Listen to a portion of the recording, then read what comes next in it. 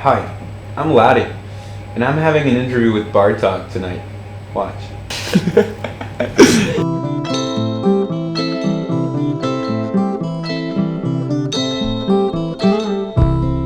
Hi, Adam. Hello. Has you're on tour? Thanks for having me on the Bar Talk show. Welcome. Thanks for coming. So you're basically on tour now with your new album, Yes. but also with your new movie. So- How is it going? Yeah, I mean,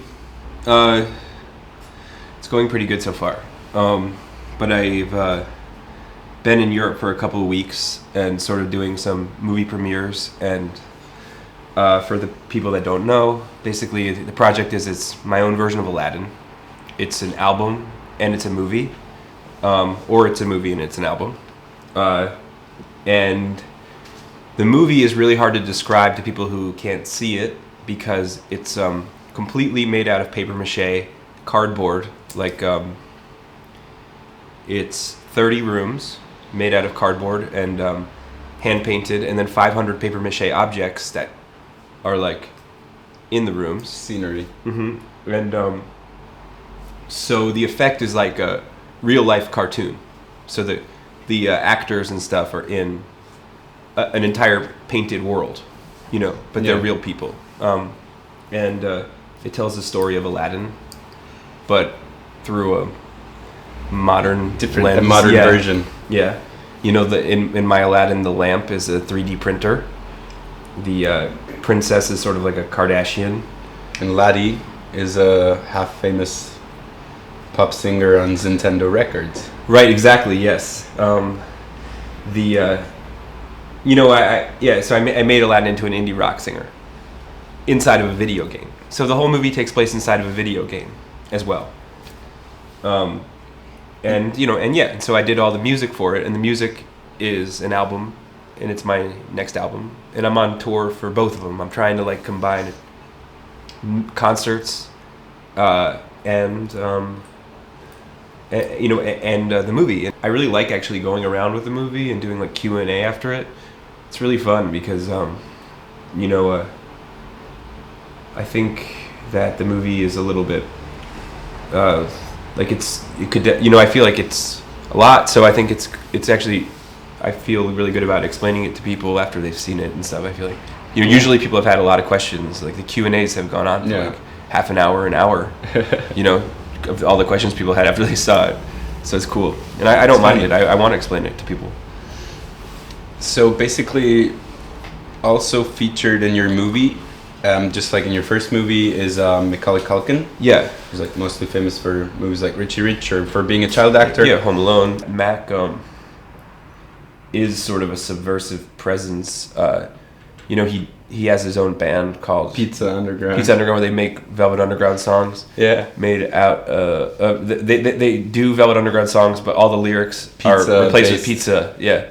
So pizza references. So I guess in a world where I feel like people don't like America, or I don't want to say they don't like America, but there's a lot of things people don't like about America, but everybody likes Macaulay Culkin. He's something that everyone can agree on is great about America. If you were sitting in a cafe in Brooklyn with Macaulay, who do people walk up to more often to ask for pictures? Would they ask him to hold the camera to get a picture with you, or the other way around? I'm pretty sure that Macaulay Culkin gets the most picture requests. He's really beloved by everyone. But actually, what's actually funny, and this is it's kind of stupid, but the way the night I met Macaulay Culkin, we were in Hollywood. We were at the Hard Rock Cafe and it was an Albert Hammond Jr. show. Albert Hammond Jr. is the guitarist of the Strokes, but he also has a solo band project. And so I get into this elevator, and it's me, Macaulay Culkin, Drew Barrymore, Seth Green, and Ben Queller. So going up to the top floor, which is where the show was, but before we got there, the elevator stopped, and the doors opened, and these two really young girls come in the elevator, maybe 15 years old. Shit. They screamed so fucking loud. They were screaming so loud. But dude, they go, "Oh my God, it's Adam Green. Did he know who you were before that? Did he recognize you in the elevator as well? Honestly, dude, like, everybody in the elevator started laughing, you know, like, and I was just like, yeah, man, like, look where you are, you know, this is like, look Drew who's around you. Macaulay Culkin. Anyway, so then Mac actually says that I was a total idiot, and he said that I turned to him and introduced myself, and I said, hi, I'm Adam Green from the Moldy Peaches. But anyways, we ended up hanging out that night, and that's like how. So Drew was just pissed she didn't get recognized, or what? Yeah, I mean, you know, there's obviously like, people like that. You know, they definitely don't want to be any more famous. Yeah. You know, there's a lot of people are in the movie Aladdin. Like, you know, it's a Harmar Superstar. Like there's a kind of a mixture of musicians and actors, and having them kind of act together. Both, like Jack Dishel. Yeah, Jack Dishel, who was in the Moldy Peaches with me. So Jack is totally like a comic genius actor, and you know, I knew that because I toured with him, and he used to do impressions, or I don't know what to say. Like, he used to do characters in the van, and like I knew that he was like on another level. And you know, and also Parker Kindred. Parker was the drummer in my band for many years, and same thing. I just knew that Parker was a great actor. You know. That's cool. But yeah, so there's Harmar Superstar, there's Devendra Banhart's in the movie, Zoe Kravitz, I don't know who else is in it. Francesco Clemente, the great painter, the genie. He's the genie. Everybody in that movie is well cast, but I just keep wondering how many famous people are in that movie that I didn't even recognize. Jesus. Fuck. Well, Natasha Lyonne, this plays mom, Aladdin and Emily's mom. She's she's a kind of legendary New York actress. She actually was nominated for an Emmy while we were doing the shoot. She had this paper mache hair that she hated so much. I think that as an actor, I'm learning that. I mean, I'm saying not as an actor from my perspective, but I'm learning that actors don't like to have things on their head that much. Like, I think it changes the way that their ability to like I can feel imagine. comfortable. Also posture. Yeah, so she didn't like the hat, and she was actually pretty nice about it, because I think that probably the amount that she didn't like the hat was high. If anything, I assigned myself the task of figuring out the Aladdin myth in my subconscious over a 4-year, 5-year period, or whatever you want to call it. Like, and I became Aladdin, you know, to me, and like I tried to basically like have my subconscious negotiate the myth, and like I think that sort of had different voices in my head, and the voices or things that I would write down, I would sort of try to understand if these were the genie, or if this was the princess, or if this was the sultan. And I feel like they're all the characters in the movie are basically parts of my subconscious, and they're sort of like clockwork that's spinning around. But I mean, a lot of it was I was thinking about having a baby, you know, because I was actually, my wife Yasmin, who produced the movie, was pregnant while we were shooting. Yeah, while we were shooting. For me, it was something about making another person. Yeah. And I almost felt like, you know, maybe that was my own version of becoming an adult, but I did feel like the myth became like a boy goes into a cave and he finds this sort of penis, and then the penis enables him to generate whatever he needs to become an adult or something. Or like, you know, and it was hard. Have you succeeded? I mean, I don't know. I mean, I think honestly, like I felt like that it was hard for me to tell whether the lamp was a womb or a dick. I mean, I felt like it was like I felt like it was like a womb inside of a dick. And I mean, it doesn't really matter. You know, you can look at it from either gender angle. There's like this Arthur Rimbaud poem that he says that the prince was a genie and the genie was the prince, and I you know, I definitely related to it a lot when I was writing the movie. Do you think, because you mentioned that your wife was pregnant while you were shooting the movie and all that, so for those who don't know, you've been married now since like 3 years or so, and you have a kid. Do you think that's changed you a lot? Because sometimes I notice people who used to have a sort of more of a crazy lifestyle turn the total opposite, become total aesthetics. And do you think that's going to happen to you at some point? Like wait, like what? Just bail out of everything. Do yoga class and do yoga classes somewhere like the Chili Peppers did, or become full vegan band, or I don't know. I mean, it's funny because like I mean, definitely has changed me to some degree. I mean, also having a baby is like so much responsibility. So you can't you just can't party as hard. I mean, I'm really lucky because the Aladdin movie, and because was such a collaboration with my wife. A lot of my future projects, basically, like I could see them being collaborations with her. Like I could see, maybe not in the way that most people would understand, but but basically like we just sort of we just share like a creative relationship. So. I think also because now I've had the experience of doing some projects for 4 years, like to do the Aladdin movie for 4 years is so like an intense amount of focus, and it would be interesting to apply that much focus to a piece of music. So I could see like just really getting into a piece of music and making that. I guess because. Well, like, for example, now it's like, this is my 9th album or something. I think this is my 9th album. So, I mean, I remember the guy from my label before they dropped me was saying... Nintendo Records. Was like, you don't need to put out an album every year now. And I just think it's funny because I guess it is true that, people have like 9 albums of mine or something, and I could spend 4 years making another one. I mean, before I got to 10, like people don't necessarily need an album from me every year, I guess. But it leaves people asking. It's also in the movie where that guy with the hat, I think he's Australian, he asks you, "Hey laddie, I used to be a big fan. Oh yeah. You're still making music." Yeah. I mean, it leaves people questioning whether you still exist or not. Right. Which is not necessarily a bad thing, obviously. But do you want to drink a shot or something? Like Underberg. Whatever, you can choose. This is our.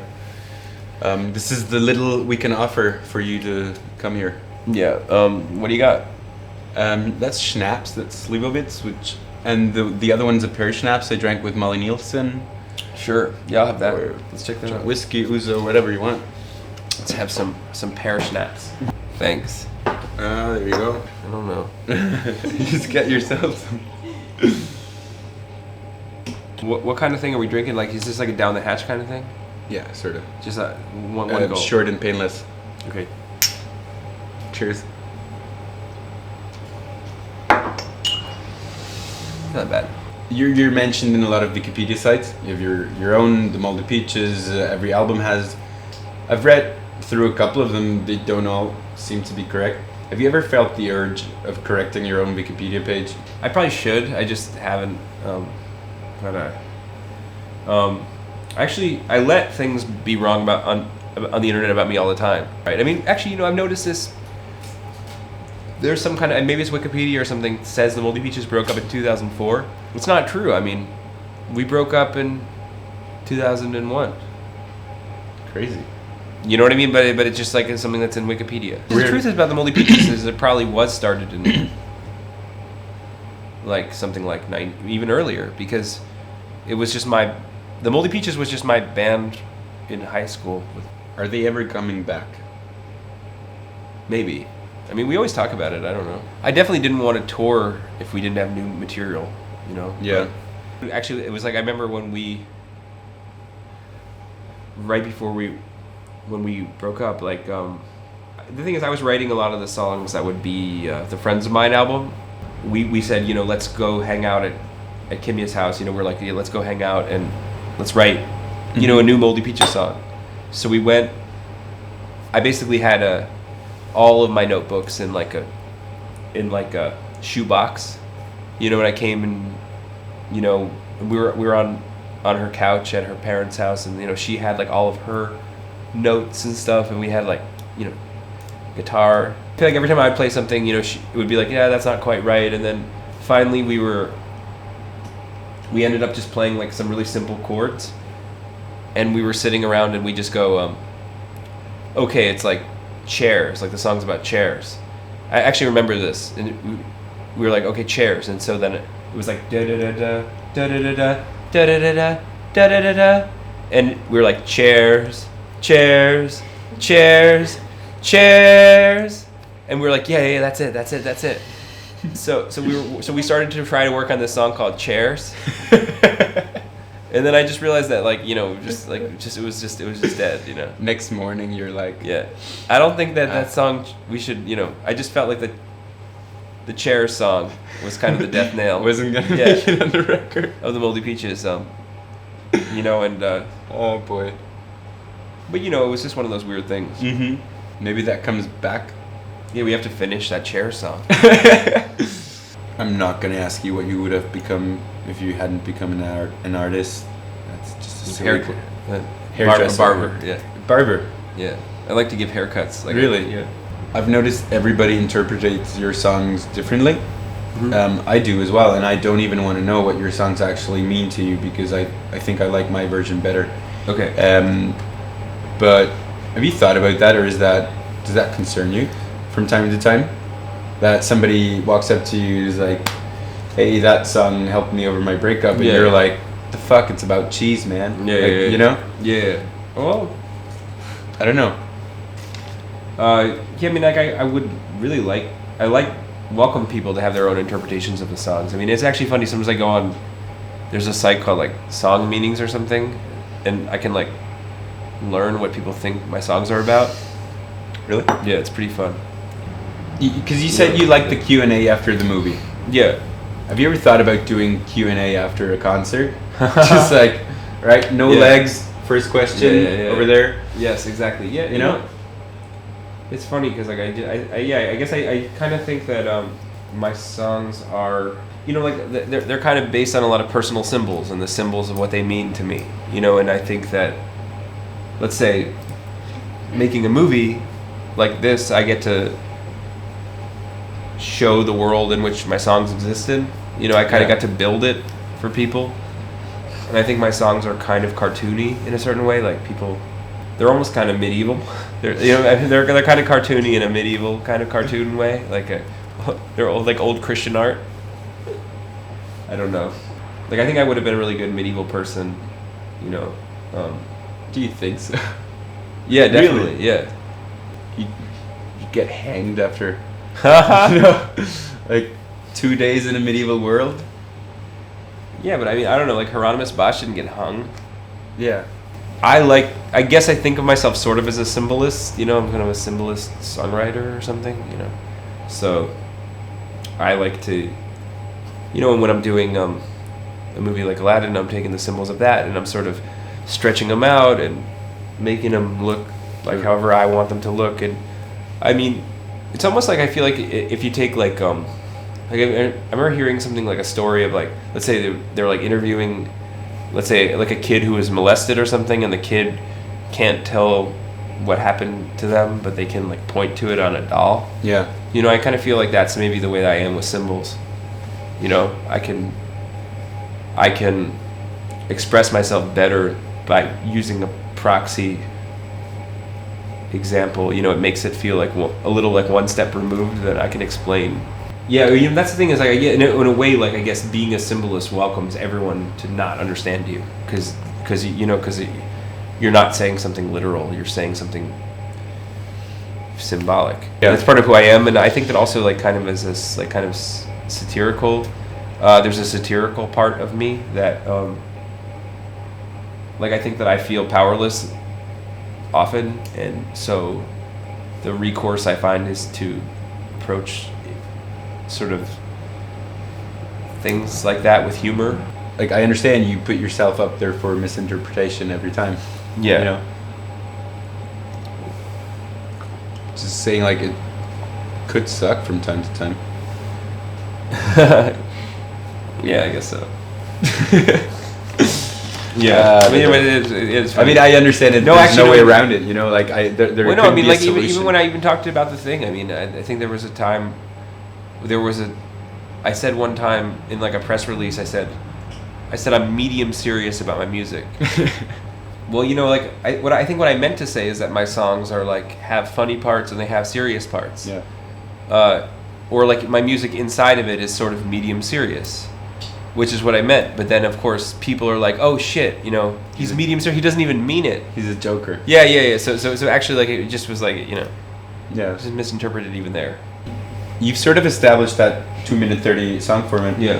Have you ever thought about writing longer songs? Because I always, when I hear like Cigarette Burns Forever, I just think like, no, it doesn't. It's just like, it just burns for 2 minutes. Yeah. Huh? Yeah, I mean, I don't really know. I mean, like, I really like...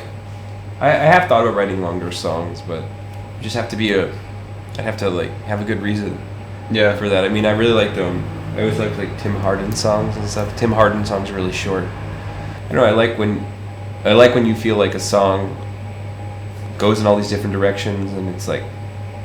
I don't know, I've never been crazy about that sort of format where it's like, you know, you give them the extra chorus at the end or something. I just feel like I think I always thought of myself more as like the songwriter. Maybe like I always felt like somebody else can cover the song and make it longer if they want. Yeah. You know, they can always make the extended super long version. I'm thinking of my songs more as like artwork or something, or sort of painting. Yeah, like I think I'm using like elements of like pop music and stuff, but I'm using more as like kind of tools or something, like to communicate something that I want to say, not because I actually consider myself to be a pop singer or like a rock singer or something. So what comes after the movie and the album? I'd love to make another movie, but my wife said that she'd only let me make it if it's paid completely, you know, in advance by somebody else. Not another Kickstarter? Yeah, well, the Kickstarter was really cool because it enabled us to start to rent the warehouse to make all the stuff, but really it just cost a lot more than Kickstarter. There ended up being a huge deficit of like over $100,000 that was on me. So it was really intense. And the movie comes out for everyone can rent it on May 12th. Cool. So it's going to be on iTunes, and you can rent it from there, from my site, which is adamreadsaladdin.com. Cool. I mean, you know, I'm going to kind of spend the whole year being Aladdin, I guess, and just sort of going around everyone's town and showing people the movie and doing concerts with my band, and sort of that's the idea, you know, just sort of, I guess I spent so long making the movie, I'm just going to give it like a year of spreading the word about it. Yeah. But mostly North America, or are you going to come back to Europe anytime soon? I'm going to come back to Europe in October. Okay, and cool. do a club tour.